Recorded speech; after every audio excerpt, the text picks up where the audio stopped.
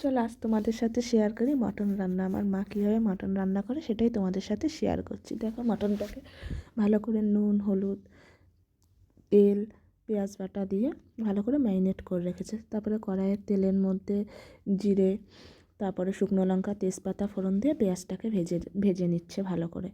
তারপরে পেঁয়াজটা ভালো করে ভাজা হয়ে গেলে রসুনটাকে হালকা করে ভেজে নিয়ে তারপরে আদা বাটা, জিরে বাটা, ধনে বাটা এগুলো দিয়ে মাংসটাকে দিয়ে ম্যারিনেট করা মাংসটাকে দিয়ে ভালো করে কষিয়ে নিচ্ছে। টমেটোও দিয়েছে, ভালো করে কষাচ্ছে।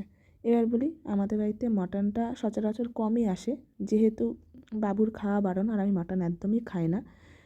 আর সেহেতু সেরকম কম আসে, আর মাও খেলে এক আধ পিস, তাই মা আর একার জন্য আনতে নিষেধ করে।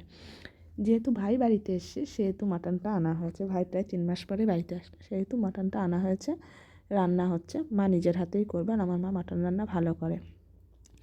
আমি মটন খাই না বলে যে রান্না করি না তা না, রান্না করি। যেহেতু ভাই বাড়িতে এসছে সেহেতু মা বলছে আমি নিজেই রান্না করবো। তা দেখো মা ভালো করে কষিয়ে নিচ্ছে মটনটাকে, মানে মোটামুটি অনেকক্ষণ ধরেই কষাচ্ছে। একবার কষে আসলে মা ঢেকে ঢেকে কষাচ্ছে। মাংস সিদ্ধ হওয়ারও ব্যাপার আছে, তাই দেখো অনেকটা কষিয়ে নিয়েছে। তারপর আমি একটু সামান্য জল দিয়ে ঢেকে দিয়েছি। দেখো ঢাকনাটা তুলে ভালো করে করে নিয়েছি। এর মধ্যে আবার কাশ্মীরি লঙ্কার গুঁড়োও দেওয়া হয়েছে। লঙ্কার গুঁড়োটা দেওয়া হয়েছে একটু লাল হওয়ার জন্য। আর মাংস দেখবে একটু লাল লাল না হলে খেতেও ভালো লাগে না।